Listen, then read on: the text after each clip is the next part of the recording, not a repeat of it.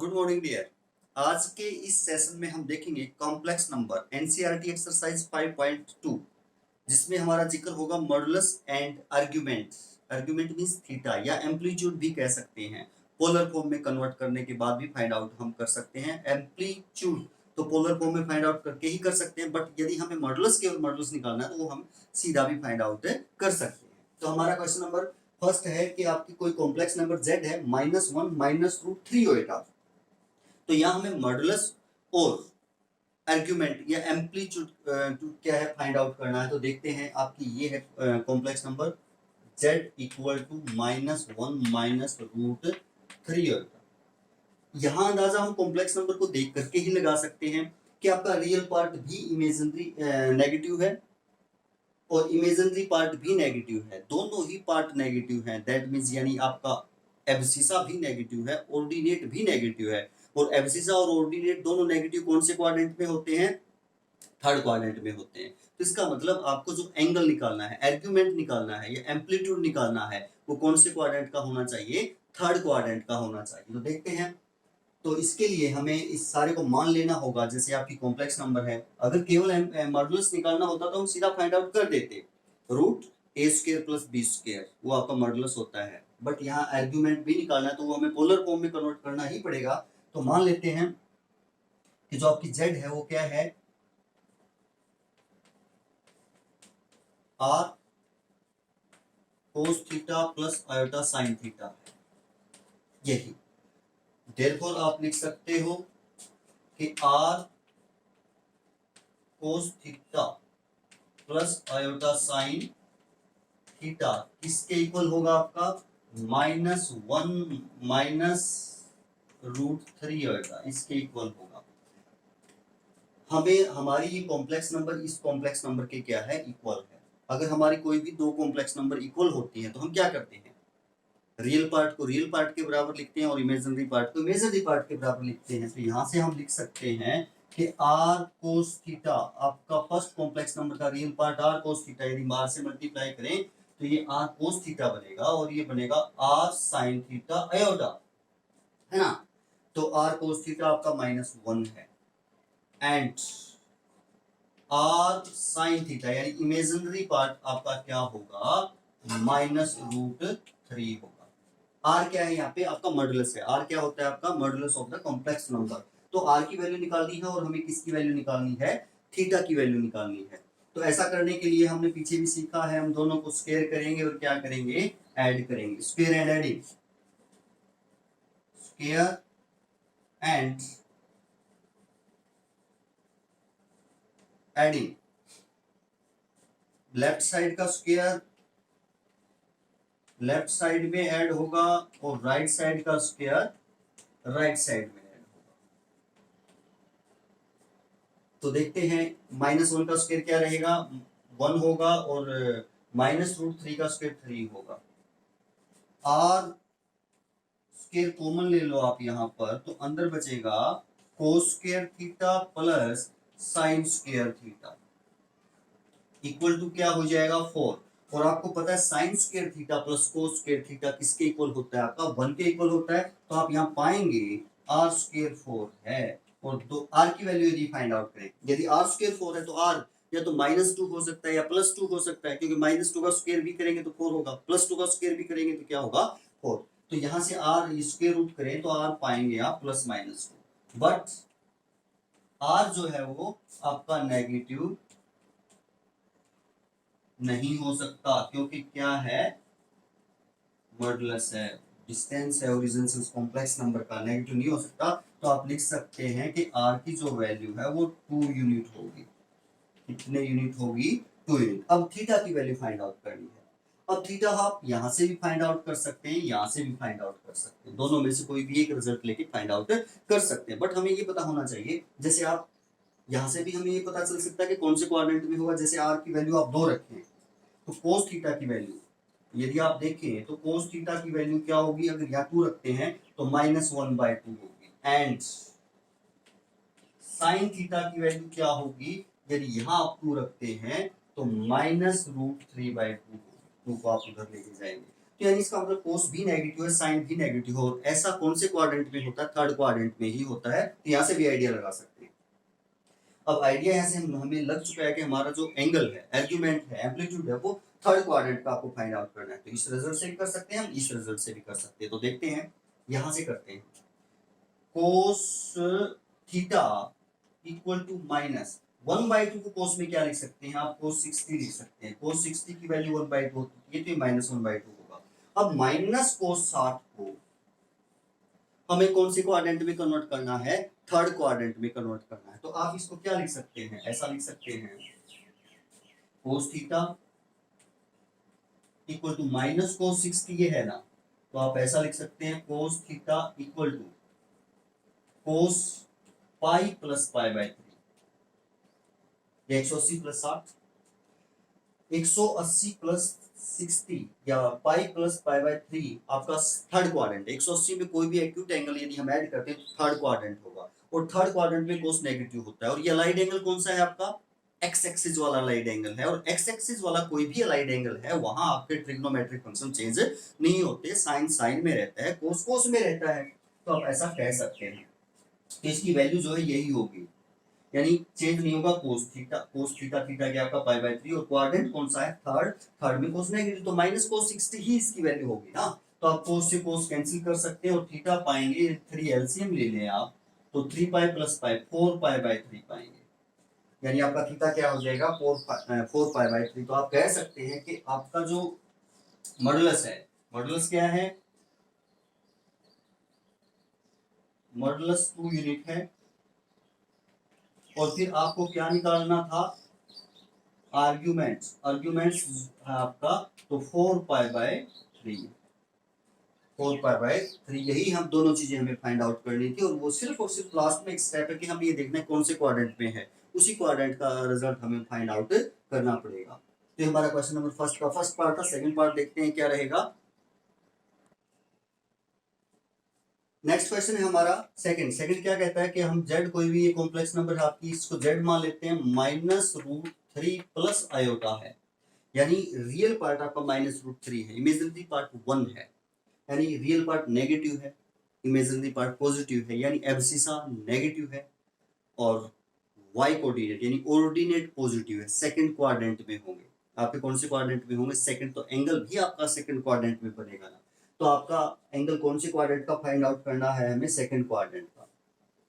तो मान लेते हैं कि हमारी जो कॉम्प्लेक्स नंबर है z, यानी -√3 प्लस आयोटा को हम मान लेते हैं क्या है? r कोस theta plus iota sine theta है। अब ये दोनों कॉम्प्लेक्स नंबर आपकी इक्वल हैं, कंपेयर करेंगे। रियल पार्ट के बराबर होगा, तो यानी आप लिख सकते हो r कोस थीटा क्या होगा? -√3 होगा, एंड r साइन थीटा क्या होगा? 1 होगा, क्योंकि जो आपका इमेजिनरी पार्ट है 1 है। ओइटा है, ओइटा के मल्टीप्लाई में 1 लिख सकते हैं ना। अगर यहाँ से भी ओइटा उठाएंगे और यहाँ से भी ओइटा उठाएंगे, ओइटा से ओइटा कैंसिल हो जाएगा, तो r साइन थीटा 1 ही बचेगा। और हम ओइटा नहीं उठाते हैं, केवल जो उसके मल्टीप्लाई में है वो उठाते हैं। वो हमारा कौन सा पार्ट होता है? इमेजिनरी पार्ट होता है। अब किसकी वैल्यू निकालने के लिए? r की वैल्यू निकालने के लिए हम क्या करते हैं? Square and add. Square first and second and adding, दोनों को क्या करते हैं? ऐड करते हैं। तो आपका r square cos square theta, इसका स्क्वायर हो जाएगा, इसका स्क्वायर हो जाएगा r square sine square theta, left का स्क्वायर लेफ्ट में ऐड हो गया, इसका स्क्वायर हो जाएगा +3, और इसका स्क्वायर 1 का स्क्वायर 1 हो जाएगा। आप इसको 4 लिख सकते हैं। यहाँ से r स्क्वायर मिलेगा आपको, r स्क्वायर कॉमन लेंगे तो कोस square theta plus sine square theta हमारा क्या हो जाएगा? 1 हो जाएगा, 4 हो जाएगी ये वैल्यू। और यहाँ से यदि आप पाएंगे r2 हो जाएगा, 2 यूनिट, यानी प्लस माइनस आएगा। प्लस माइनस माइनस आप रिजेक्ट कर सकते हैं। क्यों रिजेक्ट कर सकते हैं? क्योंकि जो आपकी मैग्नीट्यूड है, लेंथ है, वो पॉजिटिव ही रहेगी ना। ये आपकी क्या रीजन से उसकी लेंथ है, जो आपकी कॉम्प्लेक्स नंबर है उसकी लेंथ। अब हमें क्या फाइंड आउट करना है? थीटा फाइंड आउट करना है। और कौन से क्वाड्रेंट का? सेकंड का। तो पहले हम जनरली देखते हैं, आप यहाँ से भी फाइंड आउट कर सकते हो, यहाँ से भी फाइंड आउट कर सकते हो। जैसे ये है आपका r कोस थीटा -√3 है, आर की वैल्यू 2 रखेंगे तो कोस थीटा या 2 उधर चला जाएगा, आपका -√3/2 हो जाएगा। अब यदि हम आगे देखें इसको तो कोस थीटा माइनस को ऐसे कैसे रखते हैं, √3/2। कोस कितने की वैल्यू √3/2 होती है, 30 की वैल्यू होती है ना, 60 की वैल्यू होती है, सॉरी। कोस 60 तो 1/2 होता है, कोस 30 ही √3/2 होता है, तो आप कह सकते हैं कोस 30 की वैल्यू होती है कोस 30 डिग्री आपका कितना होगा, √3/2 होगा, माइनस हमें यहीं रखा। अब इस सारे को हमें कौन से क्वाड्रेंट में एडजस्ट करना है, इस सारे को सेकंड क्वाड्रेंट में एडजस्ट करना है कि आपकी वैल्यू भी -√3/2 रहे और एंगल आपका कौन से क्वाड्रेंट का मिल जाए, सेकंड क्वाड्रेंट का मिल जाए, तो वो हम अलाइड एंगल से देखेंगे। तो इसको हम क्या लिख सकते हैं अलाइड एंगल में, कोस 180 माइनस थीटा, ऐसा लिख सकते हैं ना, कोस 180 माइनस थीटा ऐसा लिख सकते हैं। क्यों, क्योंकि 180 में से कुछ भी एक्यूट एंगल हम सब्ट्रैक्ट करेंगे तो आपका जो क्वाड्रेंट है यहाँ 180 होता है, यहाँ कितने डिग्री होता है, 180 में से कोई भी एक्यूट एंगल सब्ट्रैक्ट करेंगे तो एंगल आपका इस क्वाड्रेंट में आएगा, सेकंड में आएगा, तो ऐसा लिख सकते हैं। अब सेकंड क्वाड्रेंट है, सेकंड में कोस क्या होता है, नेगेटिव होता है, क्या होता है, नेगेटिव, और चेंज होता नहीं है, अलाइड एंगल एक्स एक्सिस वाला है, तो कोस थीटा ही वैल्यू रहेगी, यानी इसको आप कैसा लिख सकते हैं, जी लिख दिया, कोस से कोस कैंसिल हो जाएगा तो थीटा क्या आ जाएगा, 180 माइनस 30, 150 डिग्री, या आप इसको एंगल को 180 को क्या लिख सकते हो, पाई लिख सकते हो, 30 को पाई/6 लिख सकते हो, तो 150 डिग्री, या रेडियन में इसको आप क्या लिख सकते हो, 6 एलसीएम लो तो 6 पाई माइनस पाई 5 पाई/6 लिख सकते हो, कितने पाई/6 लिख सकते हो, 5 पाई/6। तो आप देखेंगे कि मॉडुलस क्या हुआ आपका, मॉडुलस जो है हमारा 2 यूनिट हुआ, और आर्ग्यूमेंट्स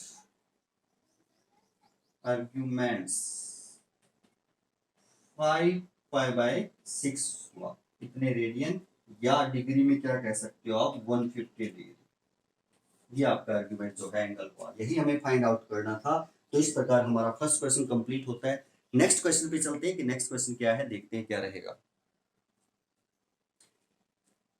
थर्ड और फिफ्थ क्वेश्चन है, जैसे आपके कहता है convert in polar form of given complex number, यार ये जो कॉम्प्लेक्स नंबर है इन्हें हमें कौन सी फॉर्म में कन्वर्ट करना है, पोलर फॉर्म। पोलर फॉर्म किसी भी कॉम्प्लेक्स नंबर की क्या होती है, r cos theta plus iota sine theta, यानी हमें किसकी वैल्यू फाइंड आउट करनी है, मॉडुलस आर, और थीटा आर्ग्यूमेंट्स, इसकी वैल्यू फाइंड आउट करके वहां रखनी है, कहाँ, r cos theta plus iota sine theta.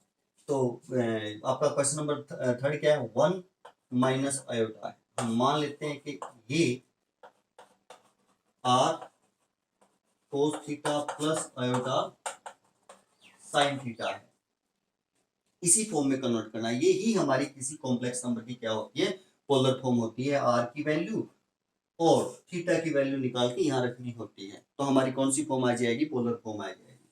तो अब ये कॉम्प्लेक्स नंबर इस कॉम्प्लेक्स नंबर के इक्वल है, तो यदि हम ध्यान दें तो जो आपका एक्स कोऑर्डिनेट है पॉजिटिव है, वाई कोऑर्डिनेट नेगेटिव है, एक्स पॉजिटिव वाई नेगेटिव आपका कौन से क्वाड्रेंट में होता है, फोर्थ क्वाड्रेंट में होता है, यानी आपको आर्ग्यूमेंट यानी आपको एंगल कौन से क्वाड्रेंट का फाइंड आउट करना है, फोर्थ क्वाड्रेंट का फाइंड आउट करना। फोर्थ क्वाड्रेंट का फाइंड आउट आप एंगल नेगेटिव डायरेक्शन से भी फाइंड आउट कर सकते हैं और पॉजिटिव डायरेक्शन से भी फाइंड आउट कर सकते हैं।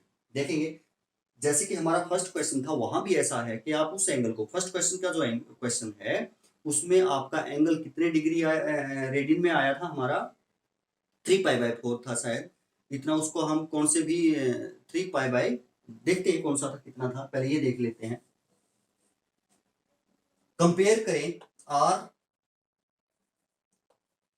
Are cos theta real part के इक्वल होगा, and imaginary part r sine theta है इसका, और इसका -1 है, इसका इमेजिनरी पार्ट क्या है, -1, यानी आयोटा के मल्टीप्लाई में -1 है, हमने कंपेयर कर लिया। अब हमें फाइंड आउट करना है आर और theta.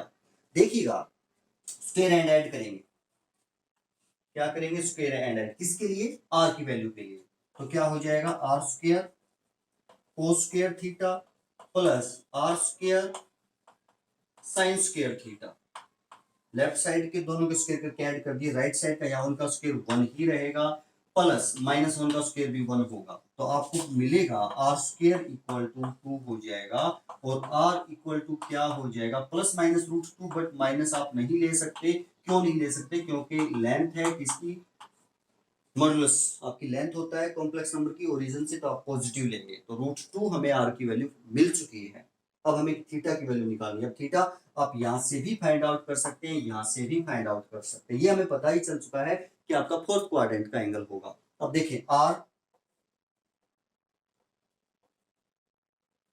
Are cos theta equal to 1 है, इसको आप ऐसा लिख सकते हो, आर की जगह root 2 cos theta equal to 1, और कोस थीटा आपका क्या होगा, 1 बाय रूट 2। वैसे तो अगर यहां से केवल यहां से देखें तो कोस थीटा 1 बाय रूट 2 है, आप कह सकते हो कि पाई बाय 4 होगा, बट नहीं, इस कंडीशन को भी सेटिस्फाई करना चाहिए ना, यानी साइन माइनस होना चाहिए उस पे, तो साइन पाई बाय 4 तो पॉजिटिव रहेगा। ये कंडीशन को सेटिस्फाई नहीं करेगा। ये आपका दोनों कौन से क्वाड्रेंट में, फोर्थ क्वाड्रेंट में, तो एंगल फोर्थ क्वाड्रेंट का फाइंड आउट करेंगे, तभी कोस पॉजिटिव होगा, साइन क्या होगा, नेगेटिव होगा। यहां से आपका पाई बाय 4 आ जाएगा, बट हमें वो फाइंड आउट नहीं करना है, हमें फोर्थ क्वाड्रेंट की वैल्यू फाइंड आउट करनी है। तो देखिएगा, इसको आप ऐसा लिख सकते हो, कोस थीटा कोस पाई बाय 4, कोस से कोस या कैंसिल कर सकते हो, बट थीटा आपका पाई बाय 4 आएगा, जो कि आपका कौन से क्वाड्रेंट में लाई करेगा, फर्स्ट में अगर लाई करेगा तो यहाँ और यहाँ ये यहाँ तो हो जाएगा, ये सेटिस्फाई नहीं होगा, बट थीटा तो हमें ऐसा फाइंड आउट करना ना दोनों ही सेटिस्फाई हो। तो आपका फोर्थ क्वाड्रेंट का है, इसको अब हम फोर्थ क्वाड्रेंट में कन्वर्ट करेंगे। देखिएगा, जैसे ये आपकी एक्स एक्सिस है, ये आपकी वाई एक्सिस है, और यदि यहाँ आप ऐसे चले और यहाँ तक आपका एंगल पॉजिटिव डायरेक्शन में पाई बाय 4 हो जाता है, और यदि इस डायरेक्शन में एंगल बनाए तो यहाँ हमारा एंगल -45 डिग्री होगा। यहाँ हमारा एंगल कितने डिग्री होगा, नीचे इस नेगेटिव डायरेक्शन में चले, क्लॉकवाइज डायरेक्शन में चले तो -45 होगा। और यदि -45 को आपका कौन से क्वाड्रेंट का होगा, फोर्थ क्वाड्रेंट का होगा, तो आप इसको ऐसा लिख सकते हो, क्या लिख सकते हो, कोस -पाई/4 भी लिख सकते हो। और आपको पता है कि cos minus theta cos theta ही होता है ना, यानी ये कोस थीटा था और कोस माइनस थीटा दोनों सेम होते हैं, यानी सेम ही वैल्यू रहेंगे आपकी, तो आप कह सकते हो ऐसा। अब कोस से कोस यदि आप कैंसिल करो तो थीटा आपका क्या आ जाएगा, -पाई/4 आ जाएगा। और फोर्थ क्वाड्रेंट का ही है ना, ये तो हुआ नेगेटिव डायरेक्शन में। यदि पॉजिटिव डायरेक्शन में भी यदि आप यहां से चलकर इसी पॉइंट पर आएंगे, यहाँ इसी पॉइंट पर, तो आपका एंगल पॉजिटिव डायरेक्शन में बनेगा। वो एंगल भी आप फाइंड आउट कर सकते हो। वो एंगल आप किस प्रकार फाइंड आउट कर सकते हो, वो एंगल जैसे यहाँ आपका क्या आ चुका था, कोस थीटा इक्वल टू कोस पाई/4 आ चुका था। आप इसको ऐसा लिख सकते हो, कोस थीटा इक्वल टू कोस 2 पाई -पाई/4 लिख सकते हो। और आपको पता है कोस 360 माइनस थीटा क्या होता है, कोस थीटा ही होता है, क्योंकि 360 माइनस थीटा क्वाड्रेंट फोर्थ है, फोर्थ में कोस पॉजिटिव और चेंज होता नहीं है। एक्स एक्सिस पे जो अलाइड एंगल बनते हैं उनमें कोस कोस में ही रहता है कोस थीटा, यानी ये जो वैल्यू है कोस 2 पाई यानी 360 माइनस थीटा कोस थीटा ही रहेगा ना, यही रहेगा। अब आप कोस से कोस कैंसिल करें तो थीटा क्या आ जाएगा, और यदि आप एलसीएम लें, और यदि ऐसे 8 पाई यानी 7 पाई/4, आप ये भी देख पाएंगे कि जो -45 है और 7 पाई/4 वो एक ही सेम ही जगह पर बनेंगे। ये कंप्लीट अगर चक्कर पूरा करके यदि यहाँ तक हम आएंगे तो आपका एंगल 7 पाई/4 होगा, और यदि यहाँ से यहाँ तक आते हैं तो वही एंगल आपका -45 होगा। तो इस प्रकार आप कह सकते हैं कि आपका ये भी है एंगल, या आपका -पाई/4 भी है। तो अब आप इसको यदि कौन सी फॉर्म में कन्वर्ट करना है, पोलर फॉर्म में हमें इसे कन्वर्ट करना है, तो इसकी पोलर फॉर्म क्या बनेगी, polar form of z. R की वैल्यू हमारी √2 है, √2 आर कॉमन ले लिया हमने यहां जैसे, और कोस -पाई/4 प्लस आयोटा साइन -पाई/4, ये हमारी पोलर फॉर्म हो जाएगी। इस प्रकार हम कह सकते हैं ये हमारी इस कॉम्प्लेक्स नंबर की क्या होगी, पोलर फॉर्म होगी। नेक्स्ट आपका क्वेश्चन है फोर्थ पे आपका एक्स नेगेटिव है, वाई पॉजिटिव है, वो देखेंगे कौन से क्वाड्रेंट पे लाई करता है। फोर्थ क्वेश्चन है हमारा -1 प्लस ओल्टा, ये कॉम्प्लेक्स नंबर है, पोलर फॉर्म में कन्वर्ट करना, तो पोलर फॉर्म मान लेते हैं इसके इक्वल r cos theta plus iota sine theta, यानी हमें आर और थीटा की वैल्यू फाइंड आउट करनी है। और यहां से हमें ये आइडिया आ चुका है कि एक्स नेगेटिव वाई पॉजिटिव, तो सेकंड क्वाड्रेंट का एंगल होगा हमारा। तो देखें, कंपेयर करें तो r cos theta real part, इसका रियल पार्ट -1 है, और इमेजिनरी पार्ट इसका आर साइन थीटा है, और इसका इमेजिनरी पार्ट 1 है। स्क्वायर एंड ऐड करें आप दोनों को, adding square first and second adding, तो आपका होगा r square cos square theta, r square sine square theta, और 1 -1 का स्क्वायर, और यहां भी 1। आर स्क्वायर कॉमन लें आप, cos square theta plus sine square theta equal to 2, ये 1 हो जाएगा। आर स्क्वायर हमारा हमें मिला 2, तो यहां से स्क्वायर रूट करेंगे तो आर हमें मिलेगा √2। माइनस वाला रिजेक्ट कर देंगे हम, क्यों कर देंगे वो पता है आपको, काफी बार बता चुके हैं।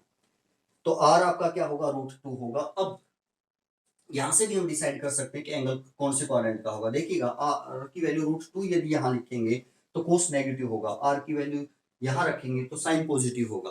कोस नेगेटिव और साइन पॉजिटिव कौन से क्वाड्रेंट में होते हैं, सेकंड क्वाड्रेंट में होते हैं। और कोई क्वाड्रेंट ऐसा नहीं है जहां कोस नेगेटिव हो साइन क्या हो, पॉजिटिव। तो आप कह सकते हैं सेकंड क्वाड्रेंट में होगा, तो यहां से निकाल सकते हैं। तो हम देयरफॉर निकालें आर की जगह √2 कोस थीटा इक्वल टू -1, और इसको हम ऐसा लिख सकते हैं, कोस थीटा की वैल्यू क्या होगी, 1 माइनस √2, और cos theta equal to minus, ऐसे कैसे, √2 को कोस π/4 लिख सकते हैं। कोस 45 की जो वैल्यू है वो 1/√2 होती है। अब ये तो हमारा फर्स्ट क्वाड्रेंट का एंगल है, और इस सारे को हमें अब कन्वर्ट करना है सेकंड क्वाड्रेंट में। तो सेकंड क्वाड्रेंट में कन्वर्ट करने के लिए आप क्या लिखेंगे, π-θ लिखेंगे। सेकंड क्वाड्रेंट में यदि हमें कन्वर्ट करना है तो π-θ लिखेंगे हम। π-θ कोस रहेगा, क्वाड्रेंट सेकंड है, कोस नेगेटिव कोस थीटा, तो ये वैल्यू होगी। आप ऐसा कह सकते हैं कि यदि ऐसा हो कोस 180 माइनस थीटा, तो माइनस कोस थीटा होता है, यानी माइनस कोस थीटा को हम कोस 180 माइनस थीटा लिख सकते हैं। कोस 180 माइनस थीटा को हम माइनस कोस थीटा, यानी माइनस कोस थीटा है ये आपका, आपने ऐसा लिख दिया इसको। तो आगे यदि हम देखें, कोस से कोस कैंसिल करें तो थीटा आपका कितने डिग्री होगा, पाई माइनस π/4, 4 आप एलसीएम ले लें, 4 पाई माइनस पाई, तो आप कह सकते हैं 3 π/4। तो हमारा जो एंगल है वो 3 π/4 होगा। तो हमारे कॉम्प्लेक्स नंबर की पोलर फॉर्म क्या बनेगी, पोलर फॉर्म ऑफ जेड, ये है हमारी कॉम्प्लेक्स नंबर, ये और इसकी पोलर फॉर्म ये है आर। आर क्या है आपका, √2 कोस 3 π/4 प्लस आयोटा साइन 3 π/4। ये जो है हमारी पोलर फॉर्म हो जाएगी। 3 π/4 जो है आपका 135 सेकंड क्वाड्रेंट का ही तो एंगल है ना। तो इस प्रकार आप कह सकते हैं कि हम पोलर फॉर्म में कन्वर्ट कर सकते हैं। और यदि हम फिफ्थ को देखें, दोनों ही नेगेटिव हैं, एक्स की वैल्यू भी नेगेटिव है, वाई की वैल्यू भी नेगेटिव है, कौन सा क्वाड्रेंट होगा आपका, थर्ड। थर्ड में आप एंगल पॉजिटिव डायरेक्शन से भी निकाल सकते हैं, नेगेटिव डायरेक्शन से भी निकाल सकते हैं। देखते हैं, करते हैं उसको, क्या रहेगा। ये है आपका क्वेश्चन नंबर फिफ्थ क्वेश्चन है। ये कॉम्प्लेक्स नंबर है और इसको पोलर फॉर्म में कन्वर्ट करना है, तो आप मान लो r cos theta iota sine theta, ये हमने इसको मान लिया। अब यदि यहां देखिए तो आपका एंगल कौन से क्वाड्रेंट का होगा, थर्ड क्वाड्रेंट का होगा। क्यों होगा, क्योंकि एक्स भी नेगेटिव है, वाई भी क्या है, नेगेटिव। और आपको पता है दोनों ही कौन से क्वाड्रेंट में होते हैं, थर्ड क्वाड्रेंट में होते हैं। तो कंपेयर करें, एक कॉम्प्लेक्स नंबर दूसरी कॉम्प्लेक्स नंबर के इक्वल है, तो real part r cos theta जो है आपका -1 होगा, एंड और साइन थीटा आपका भी -1 होगा। रियल पार्ट भी नेगेटिव, इमेजिनरी पार्ट भी नेगेटिव। स्क्वायर एंड ऐड करें, स्क्वायर एंड ऐड करके हम करेंगे तो r square cos square theta plus r square sine square theta, और यहाँ माइनस का जो स्क्वायर है वो प्लस हो जाएगा +1, और यहाँ भी आपका +1 हो जाएगा। आर स्क्वायर हमारा क्या हो जाएगा, 2 हो जाएगा। और यदि आर की वैल्यू हम देखें तो √2 माइनस प्लस माइनस होगी, नेगेटिव आप छोड़ देंगे क्योंकि मैग्नीट्यूड है, लेंथ है, आप पॉजिटिव ही लेंगे, नेगेटिव नहीं लेंगे, तो आपको √2 मिलेगी। अब रहता है आपका एम्पलीट्यूड, एंगल, आर्ग्यूमेंट्स, तो यहां से ही फाइंड आउट कर सकते हैं, यहां से ही फाइंड आउट कर सकते हैं। ये आर की वैल्यू √2 लिखें तो कोस भी नेगेटिव बनेगा, साइन भी नेगेटिव बनेगा। यहां से भी हम पता कर सकते हैं कि आपका एंगल थर्ड क्वाड्रेंट का है। तो देखें cos theta, now r cos theta equal to -1 है। आर की जगह हम √2 लिखेंगे, √2 कोस थीटा -1, और कोस थीटा की जो वैल्यू है वो -1/√2 हो जाएगी। और यदि आगे देखें तो कोस थीटा को हम क्या लिख सकते हैं, माइनस, और इसको कोस π/4 लिख सकते हैं, कोस π/4 लिख सकते हैं, लिख सकते हैं। अब हमें इसको कौन से क्वाड्रेंट में कन्वर्ट करना है, थर्ड क्वाड्रेंट के एंगल में कन्वर्ट करना है कि थर्ड क्वाड्रेंट में हमारा एंगल क्या बनेगा। अब देखें आप, थर्ड क्वाड्रेंट में हम इसको क्या लिख सकते हैं, cos theta cos pi plus π/4,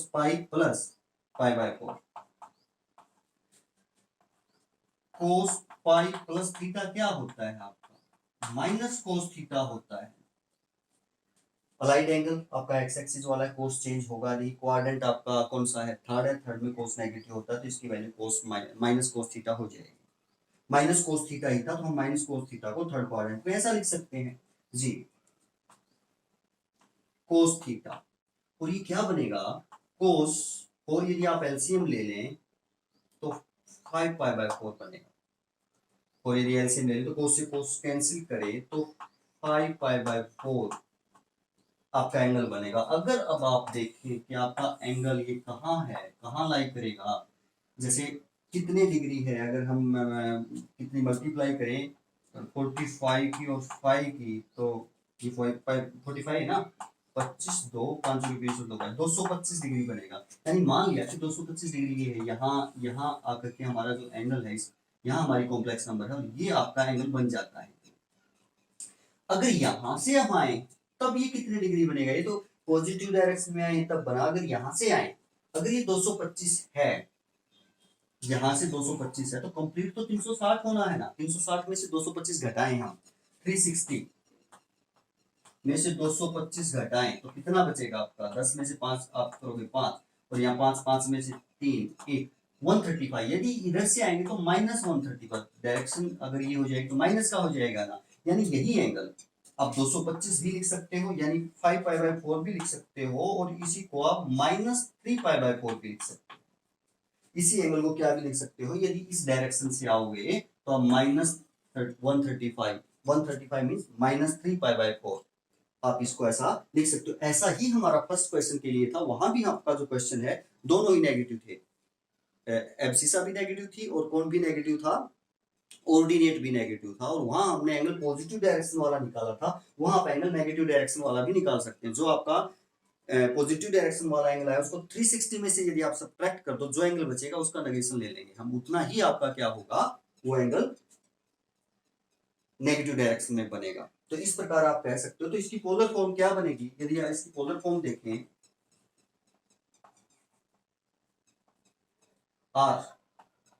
are है हमारा √2 कोस -3π/4 प्लस ओएटा साइन -3π/4, ऐसा लिख सकते हैं कि ये हमारी क्या होगी, पोलर फॉर्म होगी। और यहाँ आप एंगल 5π/4 भी लिख सकते हो। ठीक है, यदि ऑप्शनल आ जाता है तो फिर हमें चूज करना होता है कि भाई ये ऑप्शन दे रखा है, ये नहीं दे रखा है, तो फिर हमें यही सिलेक्ट करना पड़ेगा, अदरवाइज दोनों ही क्या है आपके सही हैं। नेक्स्ट क्वेश्चन देखते हैं हमारा क्या रहेगा। नेक्स्ट हमारा क्वेश्चन है 6 7 8, और इनको भी हमने कौन सी फॉर्म में कन्वर्ट करना है, पोलर फॉर्म में कन्वर्ट करना।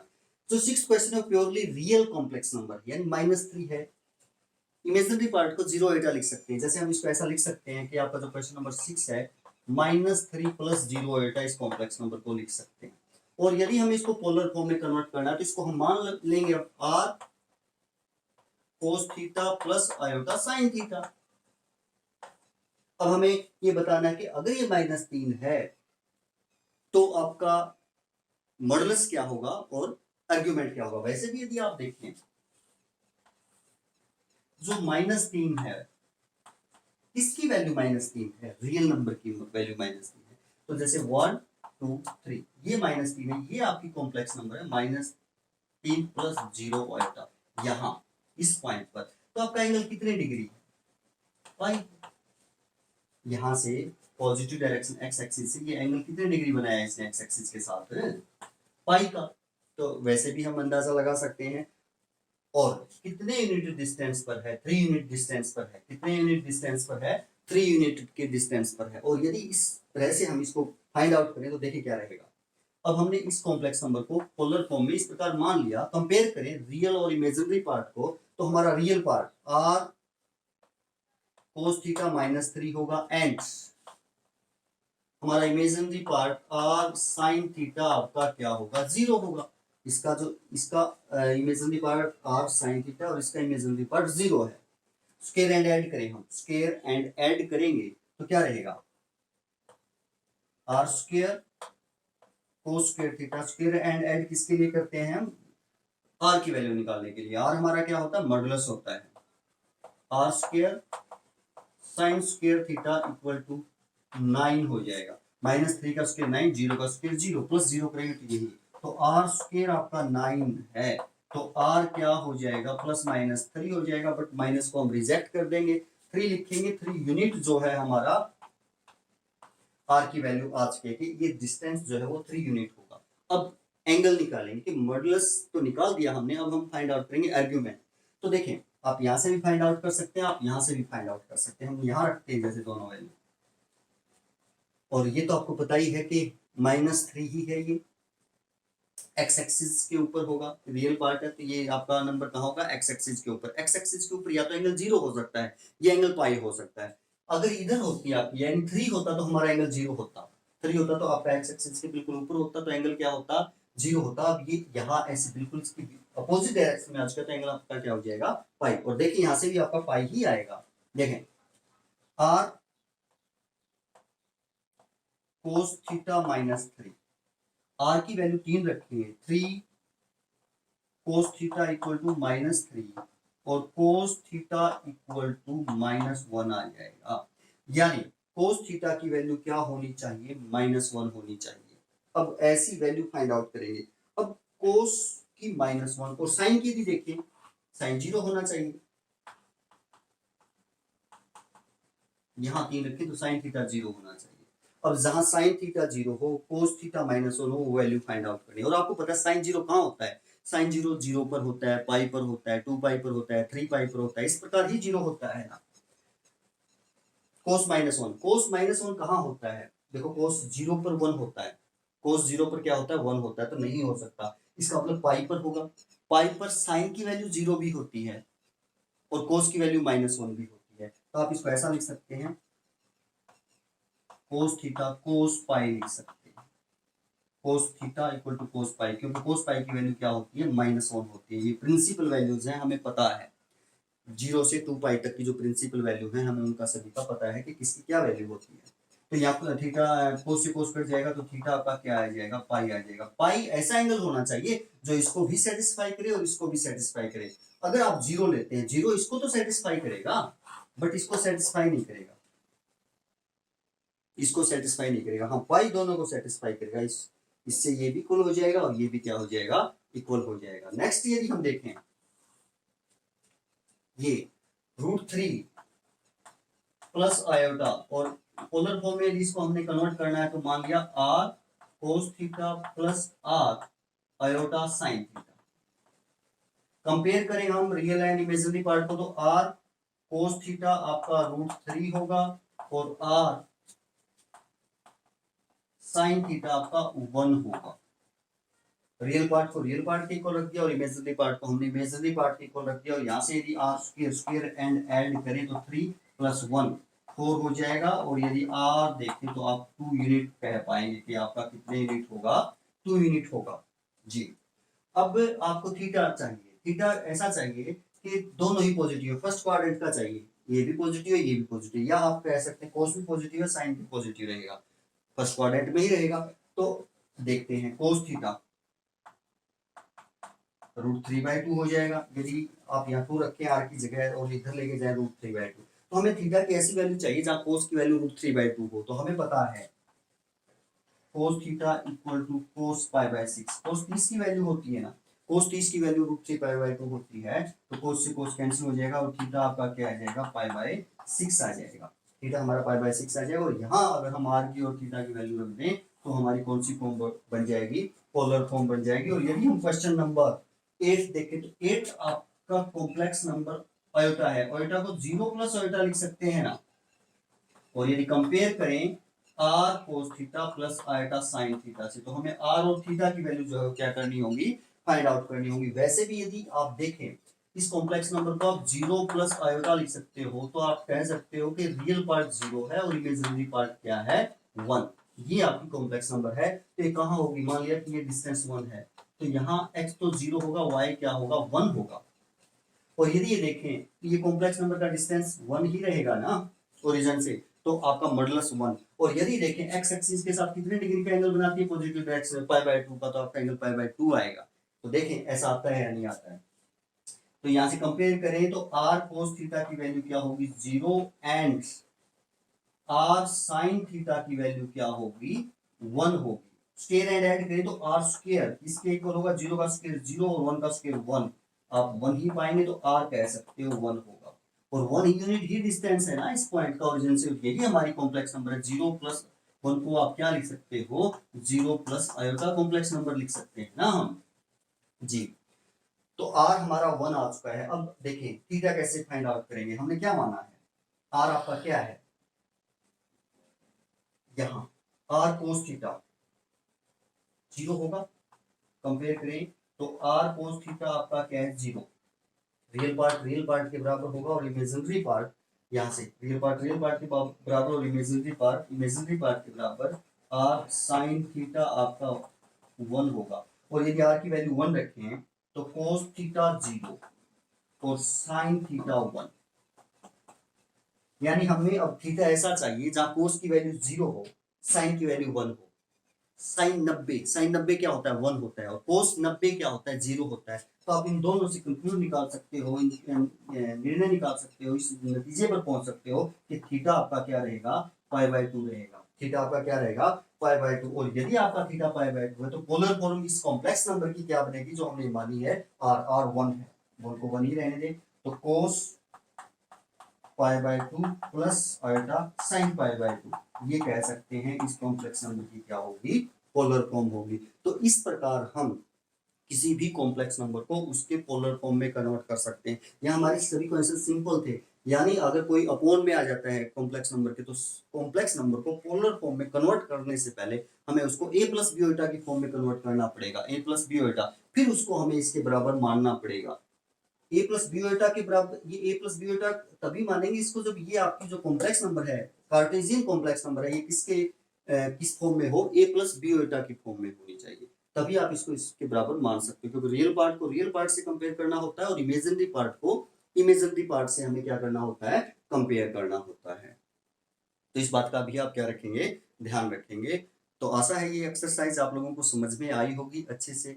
तो लगे रहिए और करते रहिए, आगे बढ़ते रहिए, आगे बढ़ना ही क्या है, जीवन है। थैंक यू, धन्यवाद।